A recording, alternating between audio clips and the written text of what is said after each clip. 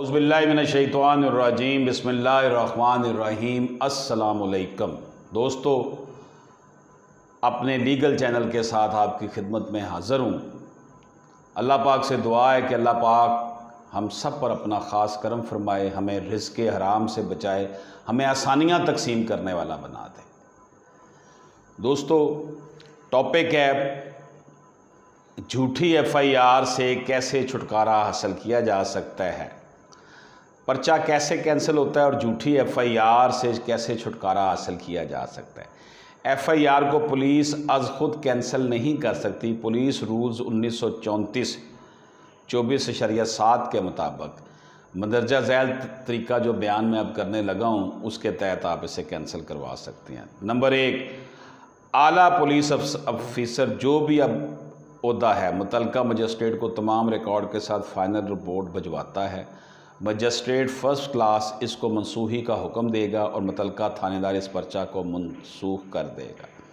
थानादार असल हुक्म को सुपरटेंडेंट के दफ्तर भेज देगा, जो इसको रिकॉर्ड में जमा कर लेगा।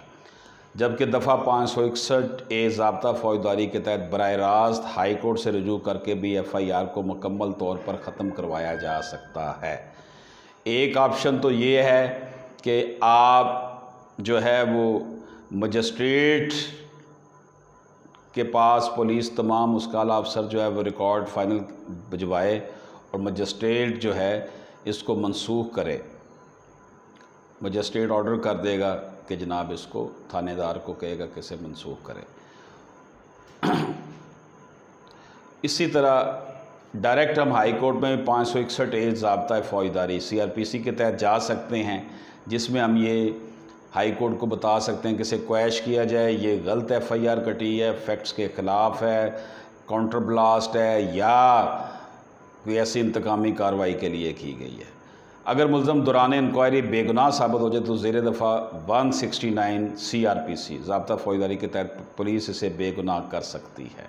जब बेगुनाह हो जाएगी तो फिर अल्टीमेटली FIR भी जो है वो कैंसिल हो जाएगी। दोस्तों, आज हमने जो ये FIR के हवाले से देखा है, FIR का अंदराज करवाना जुए शीर लाने के मुतरादिफ है। हमारे मुल्क में बड़ा मुश्किल हो जाता है कि कोई बंदा जाए तो FIR फ़ौरन हो जाए, और फिर कैंसिल करवाना कितना मुश्किल होगा इसका आप अंदाज़ा लगा सकते हैं। इसके लिए ज़रूरत इस अमर की है कि आवाम के अंदर शऊर हो, आवाम ऐसे नुमाइंदे मुंतखब करें जो ऐसी कानून साजी करें, जो थाना कचहरी की सियासत ना करें, जो अल्लाह से डरते हों, जो आवाम के मुफाद के लिए काम करते हों। इजाज़त दीजिए। अल्लाह हाफ़िज़।